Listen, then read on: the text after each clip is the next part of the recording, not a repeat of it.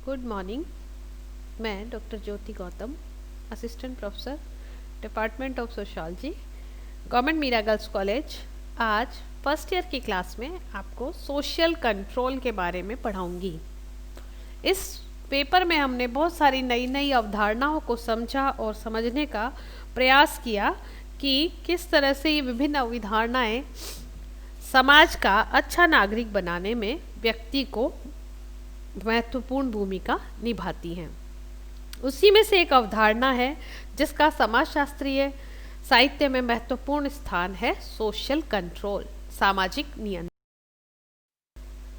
सामाजिक संरचना में दृढ़ता और समन्वय रखने वाली शक्तियों के संदर्भ में सामाजिक नियंत्रण का महत्वपूर्ण स्थान है।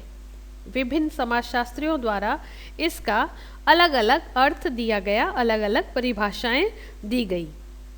लोगों को समूह द्वारा स्वीकृत नियमों के अनुसार आचरण करने के लिए बाध्य करना ही सामाजिक नियंत्रण है। मैकाइवर एवं पेज कहते हैं, सामाजिक नियंत्रण का अर्थ उस तरीके से है जिससे संपूर्ण सामाजिक व्यवस्था की एकता और उसका स्थायित्व बना रहता है। इसके द्वारा यह समस्त व्यवस्था एक परिवर्तनशील संतुलन के रूप में क्रियाशील रहती है। तो सामाजिक नियंत्रण, उसका अर्थ यह है कि सामाजिक व्यवस्था में एकता रहनी चाहिए, स्थायित्व रहना चाहिए और संतुलन रहना चाहिए, तभी सामाजिक व्यवस्था बनी रहती है और यही सामाजिक नियंत्रण का अर्थ। अगली परिभाषा रोज के अनुसार सामाजिक नियंत्रण का तात्पर्य उन सभी शक्तियों से है जिनके द्वारा समुदाय व्यक्ति को अपने अनुरूप बनाता है। अर्थात सामाजिक नियंत्रण क्या है कि समाज के अनुकूल बनना, समुदाय के अनुकूल बनना। व्यक्ति जब समुदाय के नियमों का पालन करता है तो समाज में नियंत्रण बना रहता है। तो इन परिभाषाओं से स्पष्ट है कि संपूर्ण समाज में एकता एवं व्यवस्था बनाए रखने के लिए लोगों के व्यवहार का नियमन करना ही सामाजिक नियंत्रण है। अर्थात व्यक्तियों के व्यवहार को नियंत्रित करना ही सामाजिक नियंत्रण है, जिससे समाज में एकता और व्यवस्था है। तो सामाजिक नियंत्रण की आवश्यकता क्यों महसूस हुई, इसका महत्व क्या है, यह भी हम जान लेते हैं। सामाजिक नियंत्रण समाज में एकता और व्यवस्था बनाए रखने के लिए व्यक्ति के व्यवहार पर जो नियंत्रण किया जाता है वह सामाजिक नियंत्रण है। तो ये परिभाषा से भी इसकी आवश्यकता का पता चल रहा है, इसकी महत्व का पता चल रहा है। किसी भी समाज का अस्तित्व एवं निरंतरता बनाए रखने के लिए समाज में दृढ़ता, संगठन और एकरूपता होना आवश्यक है। तो अब हम पढ़ेंगे कि क्यों है। फर्स्ट है सामाजिक संगठन की स्थिरता। सामाजिक नियंत्रण के द्वारा व्यक्ति की जो निरंकुश और अराजक प्रवृत्तियां हैं उन पर नियंत्रण रखा जाता है। उससे मनमानी करने की छूट नहीं प्रदान की जाती और उसको समाज द्वारा मान्य व्यवहारों के अनुरूप ही ढालने का प्रयास किया जाता है। इससे समाज में संगठन बना रहता है और स्थिरता बनी रहती है। तो सामाजिक नियंत्रण सामाजिक संगठन को स्थिरता प्रदान करता है। नेक्स्ट है परंपराओं की रक्षा। सामाजिक नियंत्रण का उद्देश्य समाज की व्यवस्था को बनाए रखना और परंपराओं का पालन करना भी है। परंपराओं में हमारे पूर्वजों का ज्ञान होता है, अनुभव होता है और यह पुरानी पीढ़ी से नई पीढ़ी को ट्रांसफर होता जाता है। परंपराओं के अनुसार आचरण करने से समाज में एकरूपता और दृढ़ता बनी रहती है। इस तरह से सामाजिक नियंत्रण के द्वारा लोगों को परंपराओं को मानने के लिए बाध्य किया जाता है और सामाजिक नियंत्रण के द्वारा परंपराओं की रक्षा होती है। नेक्स्ट है समूह में एकता। समाज एवं समूह का सुचारू रूप से संचालन तभी संभव है जब इसमें एकता हो। एकता के द्वारा ही समाज पर नियंत्रण लगाया जा सकता है और सामाजिक नियंत्रण से ही समूह में एकता रहती है। नेक्स्ट है समूह में एक रूपता। समूह के व्यवस्थित रूप से संचालन के लिए यह भी आवश्यक है कि उसके सदस्यों के व्यवहारों में समानता और एकरूपता हो। सामाजिक नियंत्रण द्वारा लोगों के विचारों, व्यवहारों और मनोवृत्तियों में एकरूपता लाई जाती है। तो सामाजिक नियंत्रण के द्वारा समूह में एकरूपता लाई जाती है। नेक्स्ट है सामाजिक सुरक्षा। सामाजिक नियंत्रण लोगों को मानसिक और बाह्य सुरक्षा प्रदान करता है। सामाजिक नियंत्रण के द्वारा व्यक्तियों को मनमानी करने से रोका जाता है, अनुशासित जीवन जीने के लिए प्रेरित किया जाता है। तो इससे व्यक्तियों की शारीरिक और संपत्ति दोनों की सुरक्षा होती है और सामाजिक नियंत्रण समाज में एकरूपता, एकता और संगठन बनाए रखता है। इससे भी समाज की सुरक्षा सामाजिक नियंत्रण के द्वारा होती है। नेक्स्ट है व्यक्तिगत व्यवहार पर नियंत्रण। सामाजिक नियंत्रण के द्वारा व्यक्ति के स्वच्छंद व्यवहार पर भी रोक लगाई जाती है। उसे इच्छानुसार व्यवहार करने से रोका जाता है, मनमानी करने से रोका जाता है। इसी कारण सामाजिक नियंत्रण द्वारा व्यक्तिगत व्यवहार पर भी नियंत्रण लगाया जाता है ताकि समाज के अनुकूल व्यक्ति बन सके, अपने व्यवहार को समाज के अनुरूप रख सके। नेक्स्ट है सहयोग। समाज के अस्तित्व एवं निरंतरता को बनाए रखने के लिए यह भी आवश्यक है कि उनके सदस्यों में आपस में सहयोग की भावना हो और नियंत्रण की सहायता से लोगों से सहयोग प्राप्त किया जाता है।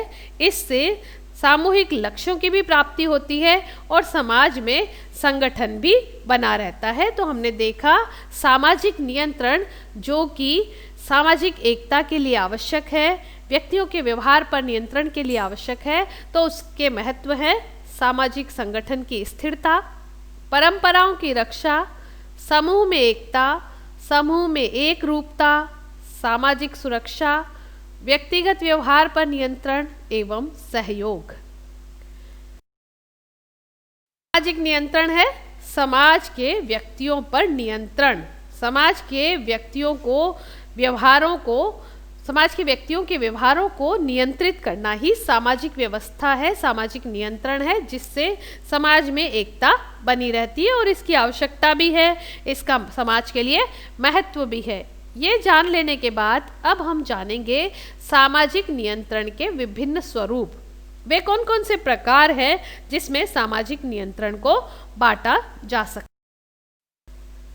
सामाजिक संरचना में दृढ़ता और समन्वय रखने वाली शक्तियों के संदर्भ में सामाजिक नियंत्रण का महत्वपूर्ण स्थान है। विभिन्न समाजशास्त्रियों द्वारा इसका अलग अलग अर्थ दिया गया, अलग अलग परिभाषाएं दी गई। लोगों को समूह द्वारा स्वीकृत नियमों के अनुसार आचरण करने के लिए बाध्य करना ही सामाजिक नियंत्रण है। मैकाइवर एवं पेज कहते हैं, सामाजिक नियंत्रण का अर्थ उस तरीके से है जिससे संपूर्ण सामाजिक व्यवस्था की एकता और उसका स्थायित्व बना रहता है। इसके द्वारा यह समस्त व्यवस्था एक परिवर्तनशील संतुलन के रूप में क्रियाशील रहती है। तो सामाजिक नियंत्रण, उसका अर्थ यह है कि सामाजिक व्यवस्था में एकता रहनी चाहिए, स्थायित्व रहना चाहिए और संतुलन रहना चाहिए, तभी सामाजिक व्यवस्था बनी रहती है और यही सामाजिक नियंत्रण का अर्थ है।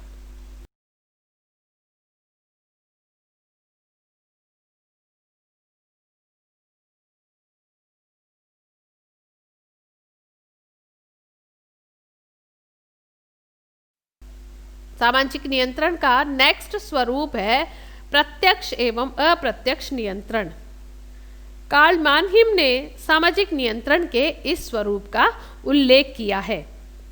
प्रत्यक्ष नियंत्रण ऐसे नियंत्रण से तात्पर्य है जो व्यक्ति पर उसके समीप के लोगों द्वारा लगाया जाता है, जैसे हमारे माता पिता, पड़ोसी, हमारे गुरुजी, हमारे मित्र जो हमारे आसपास सबसे ज़्यादा प्रभावित करते हैं, वे हमें प्रत्यक्ष नियंत्रण द्वारा बांधे रखते हैं। वे हमारी प्रशंसा करते हैं, हमारी आलोचना कर सकते हैं, तो हम ऐसा व्यवहार करते हैं ताकि वे उनके सामने हमें अच्छा तारीफ के शब्द ही देखने को मिले।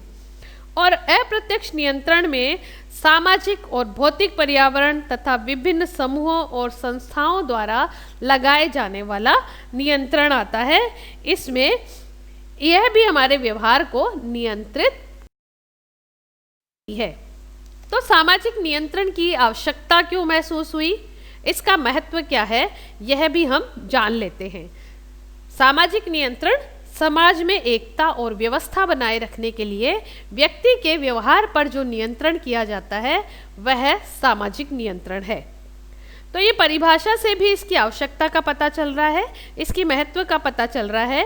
किसी भी समाज का अस्तित्व एवं निरंतरता बनाए रखने के लिए समाज में दृढ़ता, संगठन और एकरूपता होना आवश्यक है। तो अब हम पढ़ेंगे कि सामाजिक नियंत्रण की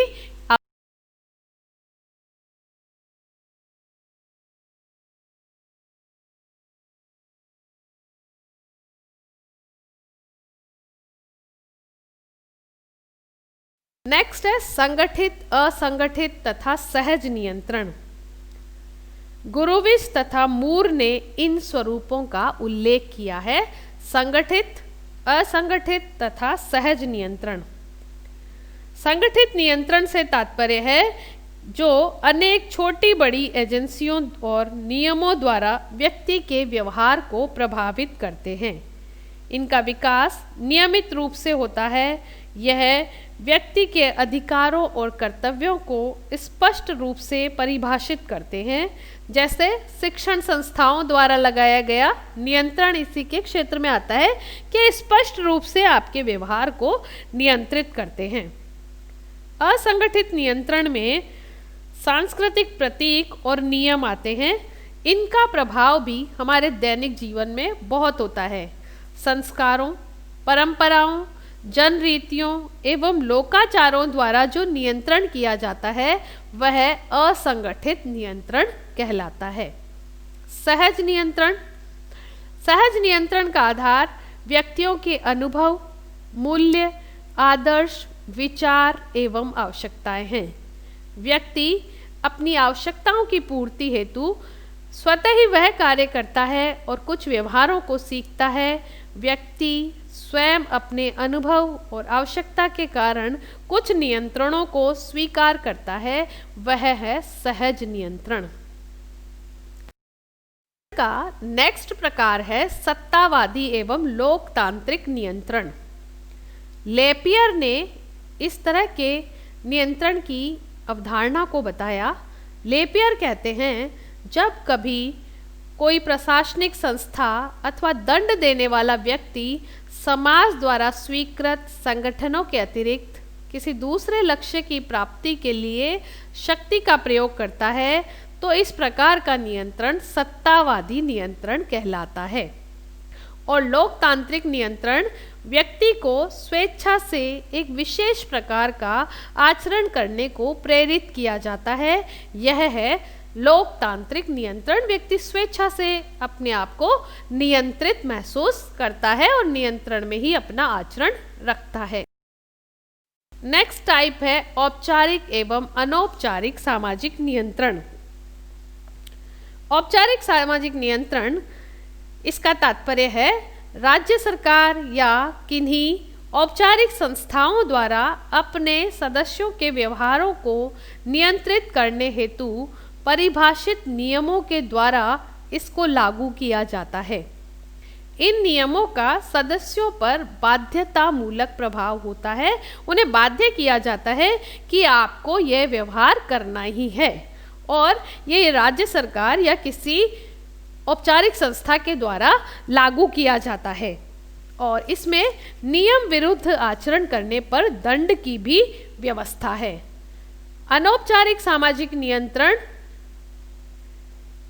यह नियंत्रण का वह प्रकार है जिसमें जन रीतियों, प्रथाओं, परंपराओं, रूढ़ियों, आदर्शों, विश्वासों आदि के द्वारा व्यक्ति और समूह के व्यवहारों को नियंत्रित किया जाता है।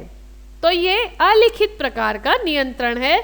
इसमें बाध्यता नहीं होती, बल्कि समूह कल्याण की प्रधानता होती है और व्यक्ति नैतिक कर्तव्य मानकर अपने व्यवहार को इस तरह का करता है। तो हमने समझा कि सामाजिक नियंत्रण के स्वरूपों को विभिन्न समाजशास्त्रियों द्वारा अलग अलग भागों में, अलग अलग नामों में, प्रकारों में बांटा गया है। चेतन एवं अचेतन नियंत्रण कुले एवं बर्नार्ड के द्वारा, प्रत्यक्ष एवं अप्रत्यक्ष नियंत्रण कार्ल मानहिम के द्वारा, सकारात्मक एवं नकारात्मक नियंत्रण किम्बाल यंग के द्वारा, संगठित असंगठित एवं सहज नियंत्रण गुरुविच एवं मूर के द्वारा, सत्तावादी एवं लोकतांत्रिक नियंत्रण लेपियर के द्वारा, औपचारिक एवं अनौपचारिक सामाजिक नियंत्रण, ये सभी सामाजिक रूप हैं जो कि अलग अलग समाजशास्त्रियों के द्वारा बांटे गए हैं, बताए गए हैं। हमने समझा सामाजिक नियंत्रण क्या है। सामाजिक नियंत्रण संपूर्ण समाज में एकता एवं व्यवस्था बनाए रखने के लिए लोगों के व्यवहार का नियमन करना ही सामाजिक नियंत्रण है। इससे समूह में एकता, एक रूपता बनी रहती है, समाज संगठित रहता है, सहयोग की भावना रहती है, सामाजिक सुरक्षा की भावना रहती है और समाज का विकास होता है। नियंत्रण समाज में होना आवश्यक है ताकि समाज की व्यवस्था सुचारू रूप से कार्य कर सके और समाज का विकास हो सके। आप सभी को ये चैप्टर, ये विषय, ये अवधारणाएं जरूर समझ में आ रही होंगी। Thank you very much. आप सभी YouTube पे डाले गए ये वीडियोज जरूर देखें ताकि आपकी नॉलेज बढ़ सके और अवधारणाओं को स्पष्ट रूप से आप समझ सकें। Thank you.